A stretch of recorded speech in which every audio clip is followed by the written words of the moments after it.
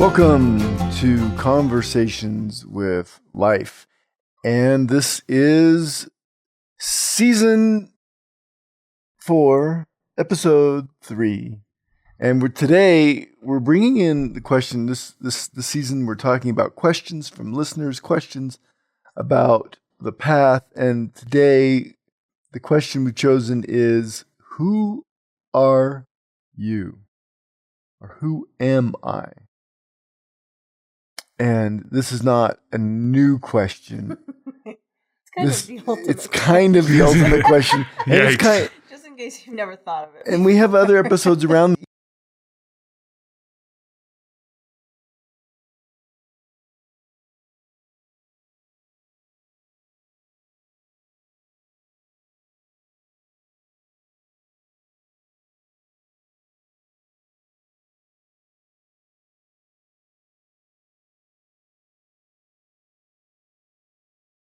You know, we go back to when I ask this question, of course, a couple things comes in. Because Alice in Wonderland goes to the caterpillar who's sitting on a big mushroom. And the hookah smoking caterpillar says, "Who are you?" And I've been accused of being that caterpillar from time to time. No way. You? The big joke is there's no answer to that, right? It's such a funny question. Well, Alice takes a piece of the caterpillar's mushrooms and gets really big. I'm sure she does. And gets out of, she's like, way big. And she's like up there in the sky and gets stuck in the house and all that. And then she takes another piece and gets way small, right? And then kind of like has part of the mushroom on either side and eats until she gets just the right size, right? And I always thought that was really good teaching. You know, it was a really good, it sounds like it's a pretty good trip too, but like it's a good teaching, and it's interesting because ultimately we can try to be God. We can try to be everything. We can try to be grandiose as hell, right? Mm-hmm. Or we can make ourselves tiny and just say, I'm insignificant. Mm-hmm. But what are we? We're what we are. We're the size, we're in the body, we're in the life that we're in. That's the place, Yeah, and it's almost like stop trying to answer that question and you're good. Yeah. Because the answers that we come up with are always some kind of identity or ego game. Uh-huh. And which is a good game, but ultimately asking that question might be part of the problem. You're going to have to pause real quick. Having some issue with your mic. My mic? Yeah, super weird. So just can I see the back from behind you? Oh. You're on. So, okay. Here.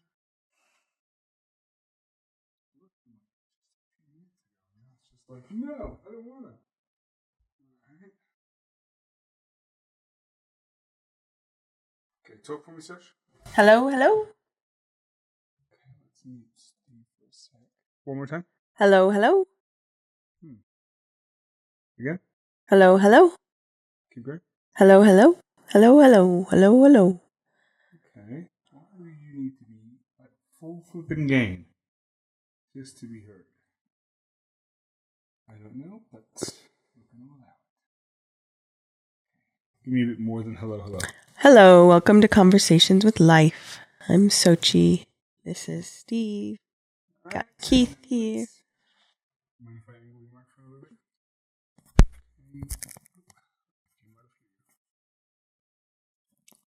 Sorry. It's fine. Okay, let me listen to you for a sec. Go ahead. Hello, welcome to Conversations with Life. Okay. All right, sorry about that. Okay, let's get back in. Are we starting over or? Oh, no. Let's just keep going. Yeah, and from there, here's the funny thing. That question never has a satisfactory answer, right? That's the tension in the conversation. and in our lives. Like, there's no answer to this. It doesn't make any sense. And the Tao that can be named is not the Tao. Like, the thing that you are, as soon as you conceptualize it, wrong, you got it, wrong. Yeah. But the question itself, the mind, the person, the energy that can ask that question sincerely and want to know is really, really important. Yeah, it's almost like you have to answer the question, or you have to ask the question, otherwise you don't exist. and you even have to answer the question wrong. Many, many, many times. Many times. Wrong. Over and over again. Until you stop. And you mean it. Mm-hmm. You know? And so this got me thinking about the spiritual path, you know, kind of the subcategory in this question. You know, what is my path? Where should I do? How do I do it? You know, we all want to know these things. Mm-hmm. But the subcategory, you know, this path is eventually going to answer itself. The underlying assumption that most people take on in their spiritual quest and in their life quest is poisoned. Yeah. It's poisoned by the idea that we can answer the question. In other words, to put it bluntly, materialism, right? The idea that we are stuff. Oh, okay, I see. And that this stuff adds up to something. That I look at my bank account and say, oh, there I am, or my car, or my job, or my family. Mm-hmm. Well, even it gets close. That family thing's a little tougher, right? Because it's different. But the concepts we take on in that, in that role, you know, are all based on this 500-year-old assumption that mankind took on somewhere, a meme we caught, that has been so successful. It's like the most successful meme ever. And the meme simply meaning an idea that seems to have its own life, right? It like takes on. A meme is like an idea that like, it's not a picture with words on it. It's a little concept, this little viral concept that then takes on and starts to replicate itself and spread itself as if it were doing it, you know. But that meme of materialism has gotten into all the little assumptions and cracks in society and all the ways that we do things. It's found its way, and the most insidious place it's found itself is in spirituality. Yeah. Because it you know, because it does. Well, because we're part of what we're fed is that the way to, you know, protect ourselves or balance ourselves from materialism is through religion or spirituality. But we're fed religion and spirituality through the lens of materialism. And so it's there. And but it's like subtle. Well, I mean, even the idea that religion is something that you can be fed makes it material and tangible in some way, right? Like that makes it part of the materialism game. So it's like, you know, I mean, like so many churches, but the LDS Church is an easy one to pick on. Like talks about like, you know, abandon everything, abandon even your will to God and think not of yourself, but of blah, blah, blah, blah, blah, which is a fancy way of saying, give us all your choice and power so we can do with it what the fuck we want. Right. And give us your money. Give us your materialism so you have less of it to corrupt you. But we'll take it and we'll make $1 billion, and now the church is worth 500 billion but or it's something. Good. It's for God. And I'm like, God doesn't need that fucking money, man. Jesus comes down, you know, I just see this. He comes down and is like, okay, where's my bank account? Yeah, you know? what's going on, man? Like, give me the keys and the codes and the where's passwords. My 10%, y'all? Yeah. Yeah, so 10%. No, he gets it all. It's a values game. Yeah. You know, clear through and through. Almost can't get away from it. What is my worth? How much am I worth? And something that I've really been working through in a big way in the last few weeks is the places where that still exists in my spirituality, in my choices that I make every day, in like what I am motivated by, you know, spiritually, am I still looking for that specialness, for that increase in worth or value? And the answer is yes. I discovered yes. I most certainly have. And I was sitting there in the car the other day and I was thinking about like the audaciousness and ridiculousness and corruption of Donald Trump. And I'm just like, this guy, like, I also have like this kind of mad respect for like people that take something to that extreme. Like they just run with it and they don't give a shit about anyone. They don't give a shit about God. They just go with it. And I'm sitting there thinking, okay, here's this guy who has everything literally in the palm of his hands. And, you know, whether he's happy or not, I don't know. But what I know is he has the exact same access to God and love as I do. Like God loves him the exact same that God or whatever you want to, you know, call the greater essence of love in the universe is. Same. And there was something in that like broke the good girl in me that has been serving the system my whole life, you know? And then what it also turned me into is like these places where I've been fed my whole life that not only spiritually do I just need to keep trying harder if I want things to be good, but also like trying harder for, you know, to have enough money for groceries or to get the next technological thing or the next thing that humans are now dependent on that I didn't really choose that. But now I have to upgrade every 2 years, you know?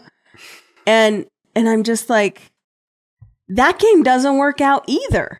Yep. There have to be losers in that game. And I'm done with that. Like, how do I get myself out of this game of who's better, who's worse, worthiness, all that shit? You got to get like a 5-acre farm with like 6 of your closest friends, some goats, solar panel or two, or just like go completely off the fucking grid. I'm telling you, I have that dream deep in my soul. Yeah. It's tempting. But it's just another game. You know, you can do that. It's just another game. The game we're playing is fine. Ram Dass has this beautiful teaching. He's like, you think you want to get away from your technology? That's the answer. And he's like, no. It's just as much as the answer as the breeze and the sun. It's just a part of what is going on. And you know, if you're trying to get away from it, it's got you. That's the funny thing, you know. You can accept the world as it is, or you can fight it. And either way, you're in the materialist game. Yeah, You know? I mean, realistically, like there is no escape. How does it go? Like the only way out is death. Like it's just you're fucked, man. It's like the only things that are inevitable are death and taxes, and also apparently fucking materialism. Like it's just this is the game we're all playing. Like if you want to call it a simulation, like it's not Wreck-It Ralph. You can't go through the power cable and escape into the fucking arcade world, right? Like we are stuck in this game. Okay, so here's an idea, right? This is just an idea that it was meant to be impossible. Okay. So we were going to get caught up in materials because we were given fucking matter to work with, right? We were given bodies and we were given needs. I have to eat, you know, we were given fear and needing security, you know, we were given sexual impulse. We were given, you know, all sorts of like monkey animal instincts and energies, you know, that don't really work well with consciousness. In a way, if we could take away this ability to ask the question like an animal has, then it works just fine. You know, insert consciousness and all of a sudden there's a problem. Yeah, there's almost we're like trying to use everything. A morality that comes with it or something that animals don't have to deal with. Yeah. Yep. Well, there's no morality other than just to be an animal. If you're a cougar and you eat a... Exactly, that's what I'm saying. Monkey. I don't know what do cougars eat? What do cougars eat? I don't know. An antelope. Whatever. An antelope. Say antelope. And, you know, you're not killing an innocent being. Right. You're just eating. You know, like... And the cougar's never asking itself whether it should have done that or not. It just does it because that's what it's supposed to do. And so there's no morality or choice involved in the process. When you insert this kind of consciousness that now can question itself, which is a miracle, fabulous, wonderful, highly recommend it. It's also absolutely stupidly painful, deceptive, and it's going to lead to this world that doesn't work. So, for instance, totalitarian government. By the way, we've been doing it for a long time. Donald Trump did not invent this. He's a fun symptom of it and a reactionary symptom of it. But there's a class of people who just assume that they're smarter and richer because they were richer, that they obviously had to be better than everybody else. We've been doing it since Darwin. Darwin laid down the plan and said, look, the origin of the species. The fucking subtitle is A History of the Favored Races. Yikes. No one talks about that. Like, nobody reads the full title of that, right? Nobody gets the full title. But it's insidious. He was looking at the natural world and making social judgments right from the beginning. And so there's a whole class of people who've been doing this for a long time, maybe since, fucking Adam and Eve or whatever being walked this earth at first and said, hey, I exist. I think I'll try to control shit, including these other humans who don't seem to be as resourced and wealthy and intelligent and advanced as me. And so this group of people has, over time, gotten more and more powerful. The rich get richer, the poor get poorer. And they've assumed that they should, the worst of them just control people and live their shit and whatever. The best of them, actually, who have that idea, their job is to make mankind better. And so to do that, they have to control us entirely. So the end of materialism in our government is totalitarianism. And totalitarianism isn't an evil word. It just means somebody has total control. Now, the thing is, we don't like that. We have this freedom thing, And so just they used to just run us. I'm the king. I'm your emperor. I'm God, by the way. Okay. Do everything I said and everything will be okay. And now they've made it subtle. Like, they're controlling us in all these little ways. They've learned how to manipulate from background. And so there's this group of people that's operating this way forever. I almost like Donald Trump's honesty. He's like, I'm just going to run things. Right. I kind of have mad respect for like the people that will just take it all the way. I'm just like, wow. Here we are back to that. Long live the king, but at the end, spiritually, right? So governmentally, society with the government, the end is totalitarianism of materialism. Spiritually, what's the end of... I don't know. Actually, this first time I've ever asked myself that question. But, you can see that in the government. I can see that in a person. It's somebody who gets mental and has to control everything and gets driven and eventually driven insane by his inability to be anything that feels happy, right? Because he's taken on the wrong game. But spiritually, what does it look like? What's the end of spiritual materialism?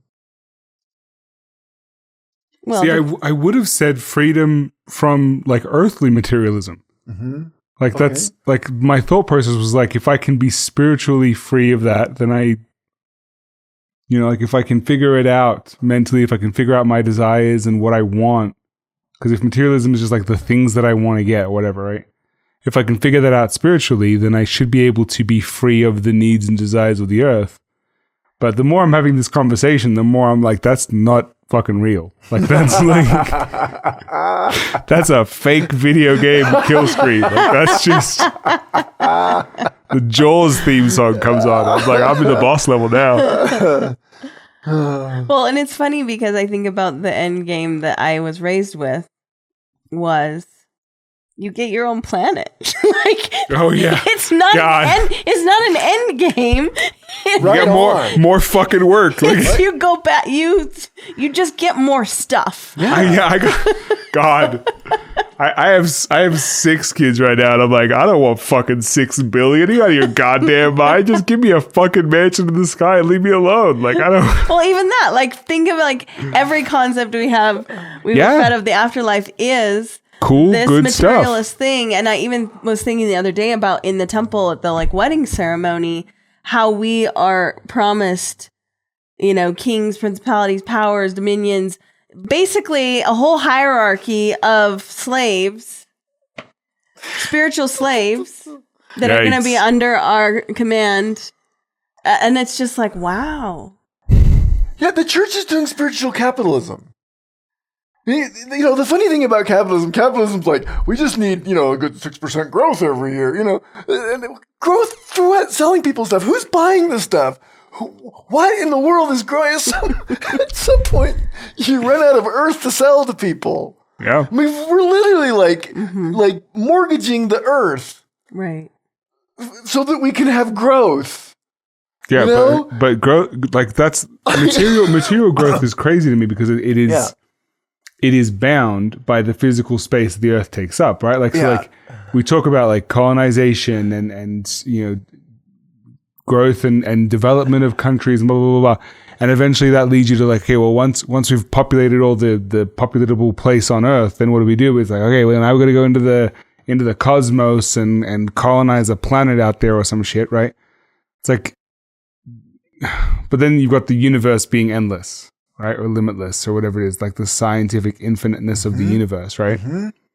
So is there just like no limit to getting more stuff because there's just going to be other planets? Like we're just going to keep going? Yeah. I mean, yikes. I mean, there's no limit to material. The question is control.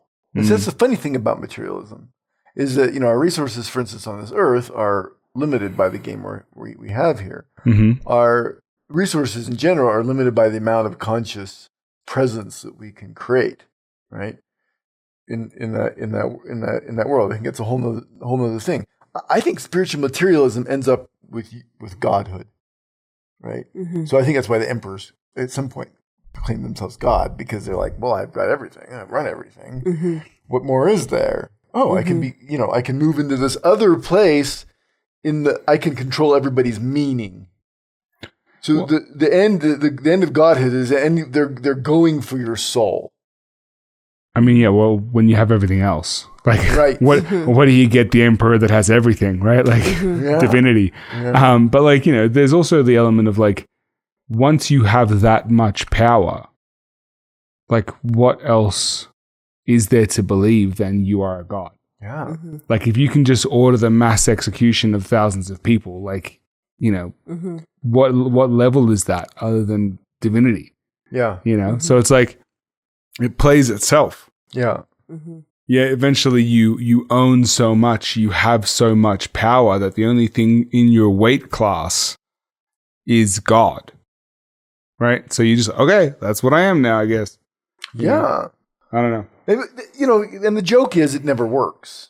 That right. God, eventually you end up looking at the church leaders and you're like, dude's old. What the hell's going on right now? And the emperor eventually dies, and his son takes over, and his son is half hinged, and because he's been raised by God, which is kind of a tough growing up if you think about it. Yeah. But and this is the secret of capitalism in general and material progress is it always eats itself.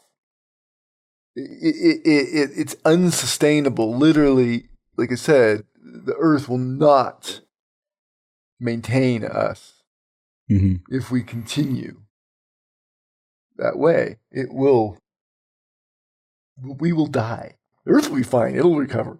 Sure. Everybody's like, worry about the earth. I feel for the earth. Like, earth is fine. It'll regenerate. It's doing its thing. It's running on its own place, right? Mm-hmm. We're fucked. Because at some point we're going to destroy. In fact, a lot of people say we're past the point of like saving it. Some people say I don't believe that, but because I believe everything's possible, and I think things happen, and we could snap into harmony in a moment. Like, but I think it's like, as far as our capacity to measure and predict goes, it doesn't look good. It doesn't look good. I mean, look good. When you look at like what our knowledge is, like the limit of our knowledge says that we have gone past that point. But I mean, we also like that's part of the fun is like we have no idea what we don't know. Yeah, there's so much way we of don't knowing know. what we don't know. There's so much, and aliens could come down and like be like, "Oh, we've got all the answers." There's some. Here you go. Deo ex machina. This could happen, right? Some kind of God or higher being could definitely, step in at a time, and I that's one of the things I expect to happen at some point. I don't know when, but the point is that it is fucked. And personally, we play this out and we get to a point where we no longer can do it. It doesn't fucking work. It's not happy. We break. You have to fucking break it. It hurts. And as a species, we'll have to do this in mass. We've done it in places. It's happened in times. It's happened in societies. And then there's our revival. And there's a move towards something real. And there's wise people that come through like the Buddha and Jesus who say, hey, remember. Stop it. Stop it. That's not right. There's got to do something else.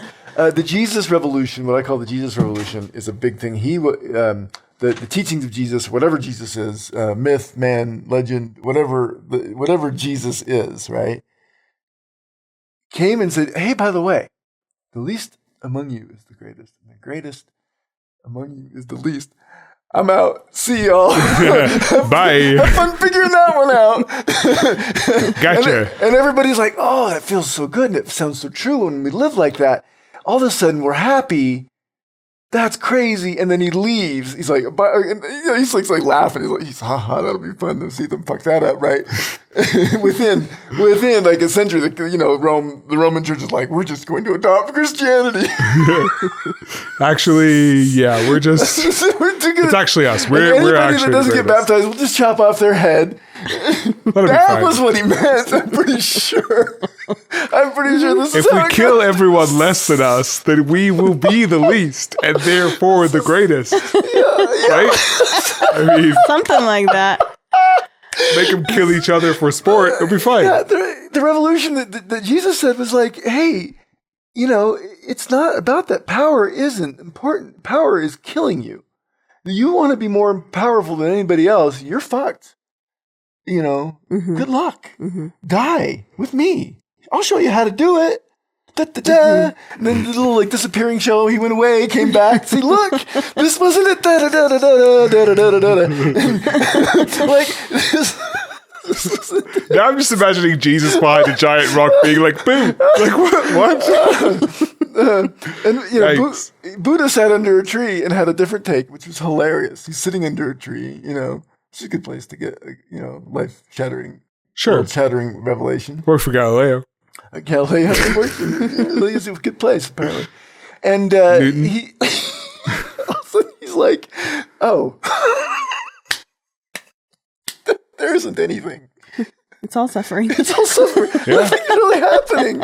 It's just like, there's not really even a self on this one side. There's not really even anything. Oh, so I'm free. I just have to realize that. Boom. So then... Done. Okay, but we've been talking about how there's no way out, but you've just given two examples of the most out entities I can think of. So is the way out to just give up the in? It feels like just acknowledging the fact that that exists, really. And I'm listening to you and I can be like, yeah, I believe you. But there's a difference between that and actually internally acknowledging and fully embracing that philosophy, right? Is that just the way out of it? Can I even ask you that question and get any kind of answer? My experience lately has been really recognizing places where I'm still in resistance to life and I'm taking it too seriously. And when I see those places and I let go of the seriousness, I feel more free. And for some reason, my journey seems to be in little steps at a time versus sitting under the tree and all of a sudden I get it. Maybe that will still happen to me someday. But I feel like I have these moments, maybe a few moments a year where I get a little bit more of a taste of that freedom. And in general, for me, it's an awareness of a place where I've been resisting life and trying to control things instead of just noticing life and being with it. So let me ask you, because this is Buddha talked about this too, and I mean so did Christ, I guess, right? Because he talked about the atonement, and Buddha talked about enlightenment being the not a constant state, right? So, I mean, I feel like generally I learn in that same way. Little bit at a time, random bits when I'm not expecting it. You know, the apple falls on my head and I'm like, gravity's a thing, but, you know, on a much, much, much smaller scale, right? But the difficulty comes in holding that and like literally remembering past the first sale sign that I cross in a tech store. You know what I mean? Like the second I see a bright red for sale headphones or computer I'm like, yeah, materialism. Yeah. Like, you know, I forget everything I learned in my spiritual moments. So like, that feels like the game is kind of like you know the game. I don't know if you guys know about, like, I'm sure you do, Steve, because high school teaching, right? Yeah. But like, if you think about the game, you've lost the game. Sorry, everybody. I just fucked everyone who's playing it on the show. But yeah, and like that's the game. So like, not think about it. Like the opposite feels true of this. It's like you've got to keep in your mind that materialism, and our relationship to it, and blah blah blah, all these things. And the second you stop thinking about it, it just goes. It's like trying to hold water in your hand. You know, the second you stop trying to make a perfect cup and a perfect container, right? It's gone. And it doesn't just go a little. Your hands are damp, but like the reservoir you held when you hit that enlightenment moment is just gone, and your hands are left a little damp. And I'm like, that's half the battle for me, is feeling like I've gone like 2 steps forward and then like 5 steps back. Every time I fumble, or the worst is like if I'm trying not to yell at the kids, and every time I get pissed off and I yell, I'm like, fucking hell, I just ruined everything, you know? But like, doesn't it, like, what do I do with that? Because that's what it feels like. I have a question about that. Is there a way that you could imagine encountering the headphones for sale from a place of freedom? I mean, the place of freedom when the headphones are for sale and they're really good headphones that you like, is I can just be like, charge it, and I'm good, because I've got enough materialism that I'm free to just do what I want with it, right? But I mean, then I think about it like more in depth, and I'm like, the real freedom is that I see it and I'm like, that's cool. I could want it or I could not want it, and I just get to choose if I feel like wanting it right now. There you go. Right? And it doesn't mean anything about you. Yeah. Whether or not you buy those headphones, it's not a moral decision. It's just like, I'm looking at these things, I'm noticing an attraction or desire or impulse, right? In my system. And you can look at that impulse and feel it. Like, feeling an impulse actually is pretty great. It's a satisfying feeling, right? If you can actually be with it. And then just be like, oh, I'm having an impulse right now. Yeah. What do I want to do with it? And it doesn't mean shit. You know, it's like, okay, I buy them, and I can choose to use that experience to reinforce some negative self-concept that I'm like an out of control overspender. Or I can just let the concept go and be like, I'm just life having an experience, and this is a part of the experience I'm choosing. Yeah. Yeah, it's true. Yeah, you're in spiritual materialism anytime you're trying to make God points or you know, whatever it is. God points. You really are. Anytime you're trying to be a good person, you're in spiritual materialism. There's no such thing as a good person. We all suck. And we're all wonderful. The things we do aren't that. The first thing you've got to give up is that thing. And, you know, there's this bypass thing that we do. It's called spiritual bypass. It's a big deal, where what happens is we get into the concepts of spirituality, and instead of being humans, we become overly identified with those concepts, and then our humanity is left unconscious. And as you know, anybody who's heard anything about Carl Jung knows, that shit will get you. Because you're not being the person that wants the headphones, because you're fascinated, because it's interesting, right? And because part of you wants the material progress, part of you wants to have better headphones because you know, it feels like some advancement or something when nothing else is controllable. I can at least get some fucking headphones that are cool, right? Yeah. Like, there's some joy in it. You know, part of like all of humanity is to not get too hung up on how shitty we are and still understand how shitty we are. Because if we sit there and go, why did we do this? If we wake up, one of the problems with waking up and doing this is that you end up looking at yourself and going, oh my God, I've been running on this illusion my whole life. I have to face the fact that I suck. As a race, we have to face the fact. We have to face the fact. We have to face the fucking fact. We have to face the fucking fact. Suck. Yes, we have to face the fact too. But Check out my website. facethefuck.com. .org. we have to face the fact that we have not been doing it well. That part of us and that us as a race have been playing this game. And it's killed and tortured and raped and on way more subtle realms sought to control and manipulate and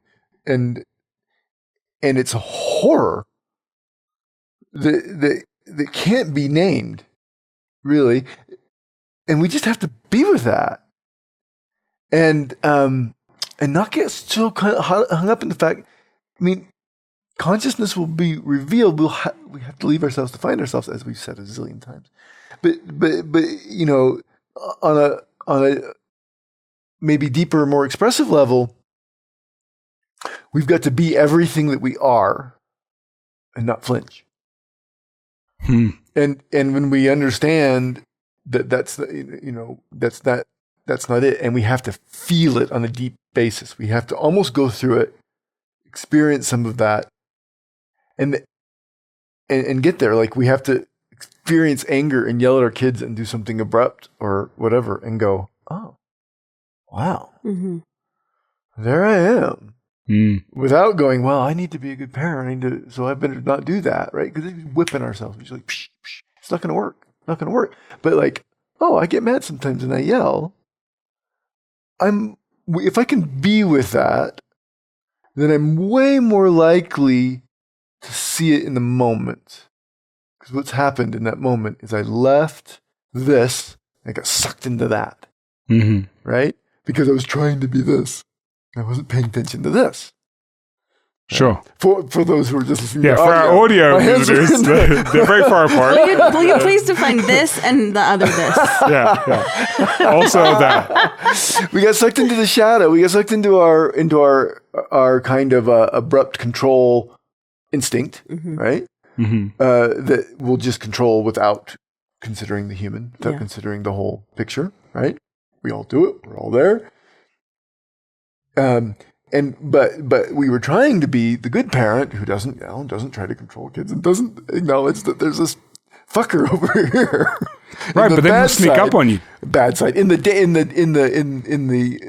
the less conscious side, the more violent side, the more controlling side.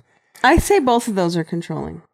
But yeah, they're both controlling. But if we hold them both at once, then we're more likely to be in that moment. We won't always be in that moment, but we won't go like this either. Go rapidly down from into one side to the side, and then up into the upside side, and drunk down the road kind of thing.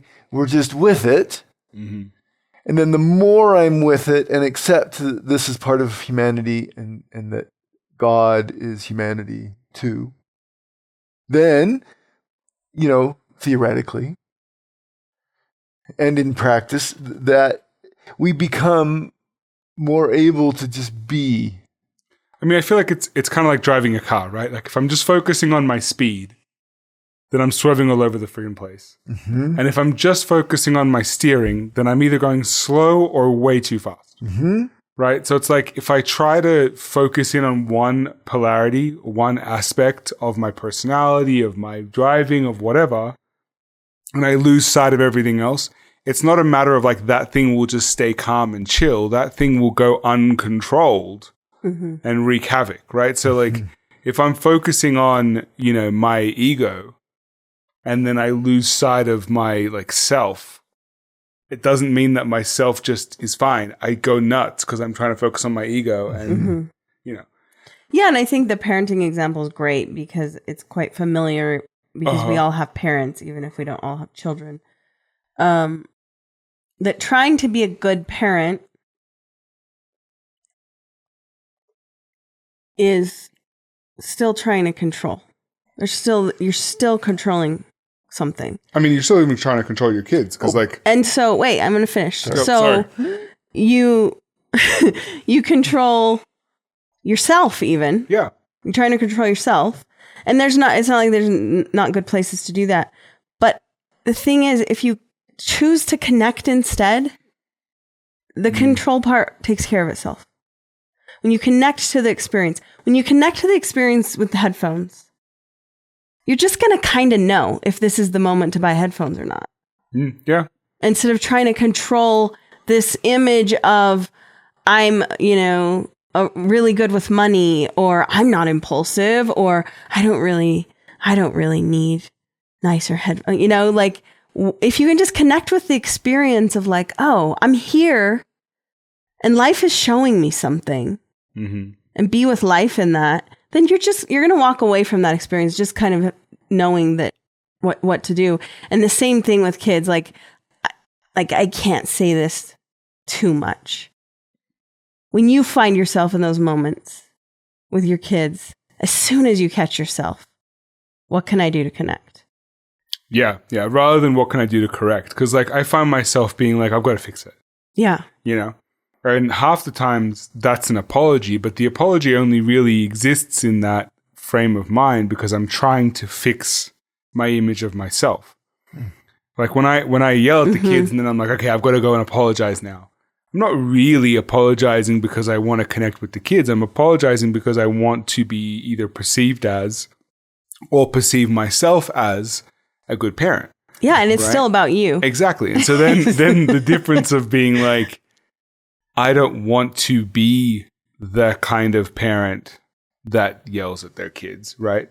Not because I want to be perceived as a good parent or a bad parent, but because I want to connect better with my kids, right? So that's been my big motivator lately was I'm not like a monster that yells all the time, but I do my anger is a real thing. And it's stupid to deny that it exists. I grew up with some really angry parents and that was a huge part of how I learned morality was at the end of a wooden spoon, right?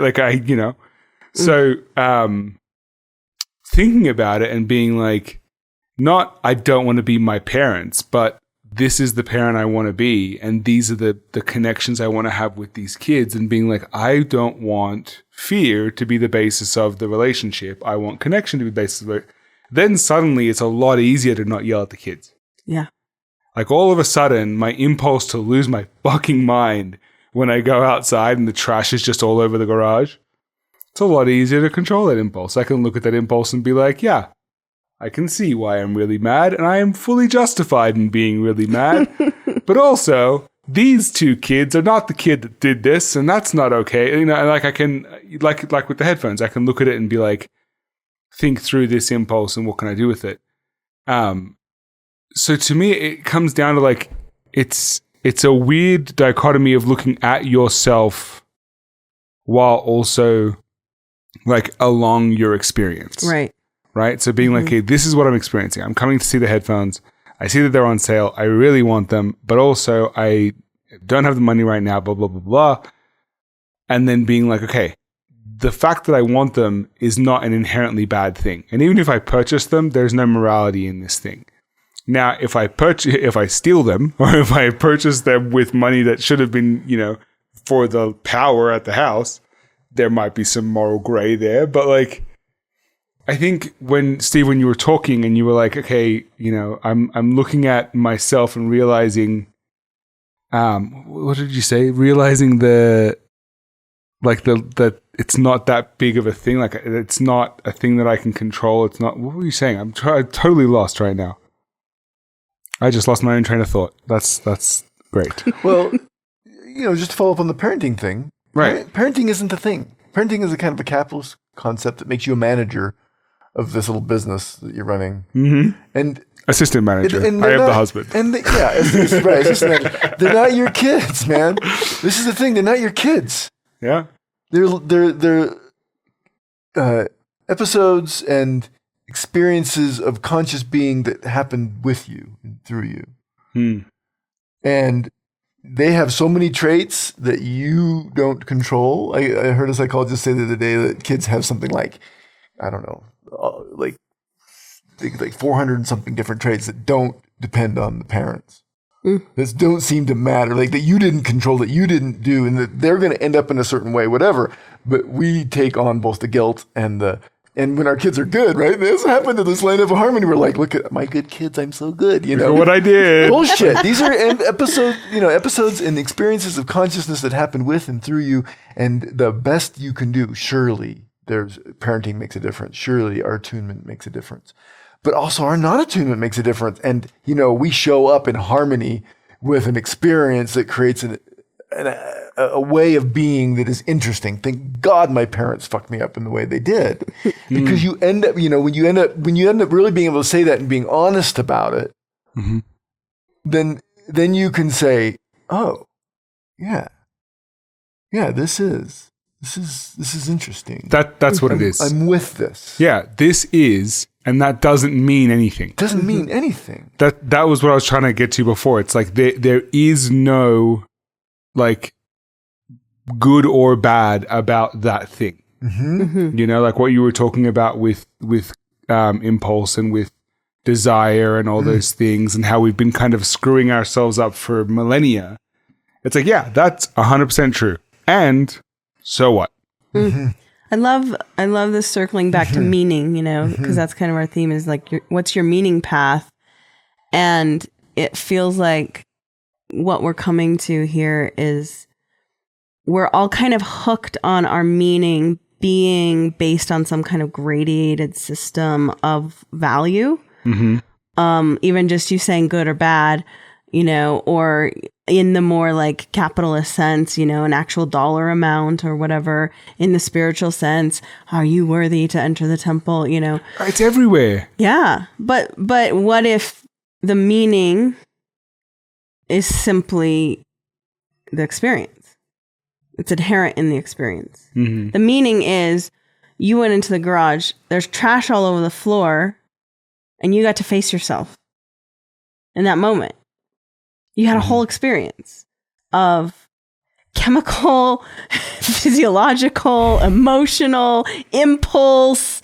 And at the end of all of that, just your reaction, your immediate reaction, you get to make a choice. That's pretty meaningful. Yeah. About the trash in the garage. Well, the funny thing is, and this is funny too, we go to our materialist schools. We go to our materialist churches. We experience our capitalistic, manipulative society. We're just like steeped in this stuff, and we expect ourselves to be like, not that. Yeah, why? Why is the goal in a universe of materials? Why is the goal anti-materialist? I don't understand. It's like, where did this come about? Yeah, it's the Tantra connection. It's Tantra. Consciousness is only revealed by leaving itself. Like, we are mattered to find out that it doesn't matter. And that's the only way you can do it. I would also answer by saying there's something in us that feels dishonored when we're treated like an object. We know we're more than that. Yeah. Right, and yet because of our own feeling of that, we're almost more likely to do it to other beings and things. Because we're like, I am more valuable than an object, which means I must be more valuable than the things and therefore people around me.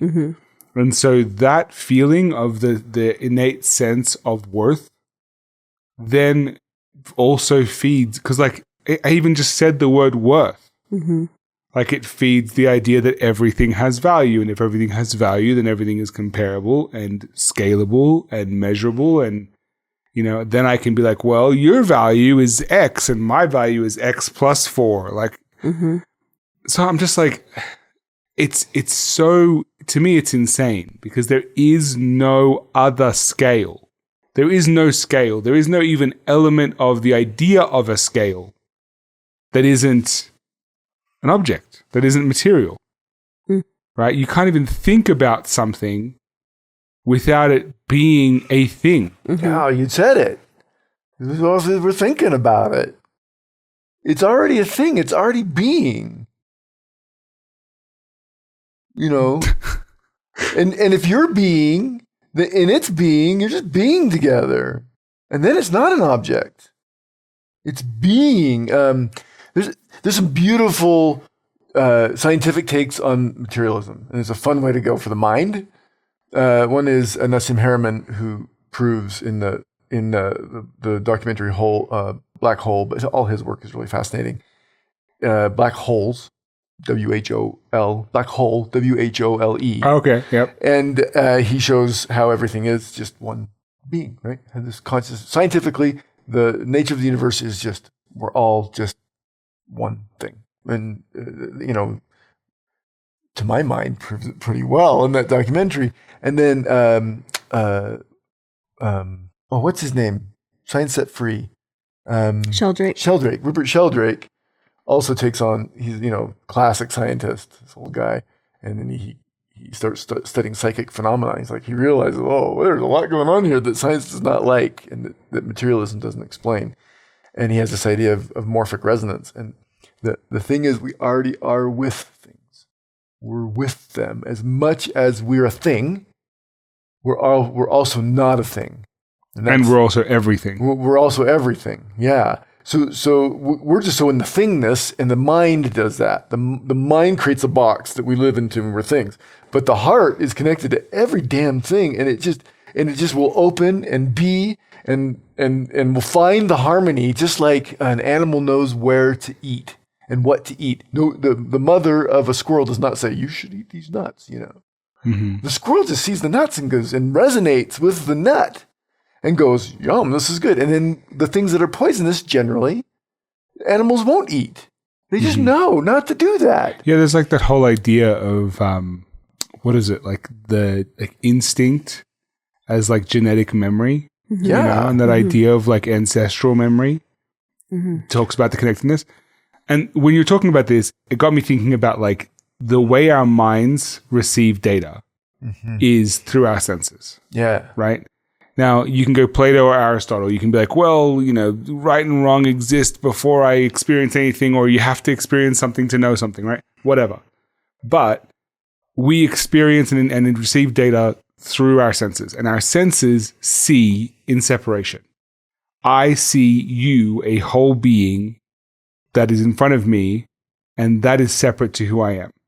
Now, if I could see on a molecular level like science can see, then would I just see you and the atoms between us as just the same thing?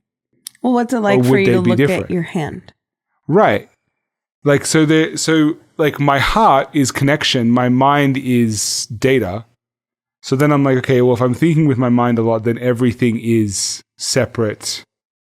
And so then everything is material. Mm-hmm. Yeah. And our language betrays us often. Mm-hmm. I have to say my mind. Right. But what if I said mind that I'm most centered to? That even doesn't work for my brain. I'm like, what? So that's what I'm saying. We're programmed so hard that when we start to try to get out of this, like when we really try to resonate with and harmonize with those things around us, it actually like trips us. Yeah, trips us up. So you're saying like, what if mind is actually like a field of energy that we just happen to be hyper focused through one aperture or one, and that we have the capacity actually to experience more mind. It's not necessarily ours. Yes, it's simply a thing that we can experience. Yeah, and cue Terence McKenna, who says that at some point we had a culture built on psychedelics, and those are boundary. He says. The nature of psychedelics and the reason why they're wonderful and dangerous is they are boundary dissolving, right? Now, if you're not ready for your boundaries to be dissolved, or stay off the mushrooms, you can really get messed up. But if your culture was built around that, it's interesting. He has this fun story, and I think we'll end with this and get to the next thing. But he has this fun story about how we once had a culture of group, all our celebrations were mushroom celebrations, right? Ancient Europe and so forth. And this was a cult built around a cow goddess because the mushrooms would grow in the cow dung. Mm-hmm. The West found mushrooms from this woman who was a shaman who was a herdess, right? And she started to do and this all came through this culture. And at some point, the mushrooms dried up. There's a drought, whatever. For whatever reason, there wasn't as much mushrooms. We started to store them in honey so that we could have them at special celebrations or whatever. And then the honey became fermented, and then it soon became alcohol. And then we stopped putting the mushrooms in there at all, and it became alcohol. Alcohol is separating. It actually the reason why people increases ego almost. Increases ego. It actually creates a separation between me and other people. It deadens all my connection and just makes me numb to it. And so that actually feels really comfortable to people. They're like, oh, phew, I don't have to be connected for a minute. That's why people like alcohol. So that turned us into this, more masculine dominated mind culture. And that's his story. I don't know if it's true. I mean, it's interesting. But I love the story, right? And this boundary dissolvingness that would result in a harmonious society that is the reality, right? But because of certain factors, the whole thing we have for a long time and in depth gotten backwards. But ultimately, that's it, right? And here's the funny thing about that: to experience boundarylessness, I first have to experience boundary. Yeah, I think that's what it all comes down to. It's like there was no way for us to be non-materialistic without being based in matter. Right. Yeah, isn't that crazy? It's a crazy game. And that's, I think we could probably talk about that. Probably. Maybe we will for all the episodes, but maybe. Probably we've said all this before and we'll say it all again, but it was sure fun to talk about today. It was sure a trip. This has been Conversations with Life. Thank you for taking this hour or however long it is, probably 25 minutes on 2X, to join us on this journey of exploring materialism, spiritual materialism, and this question, who am I? And appreciate your presence and pass this on. If you find this a helpful conversation, if this got your thoughts and emotions and curiosity going, pass it on and keep listening. And we appreciate you. Go on socials, let us know you're here, and we'll see you soon.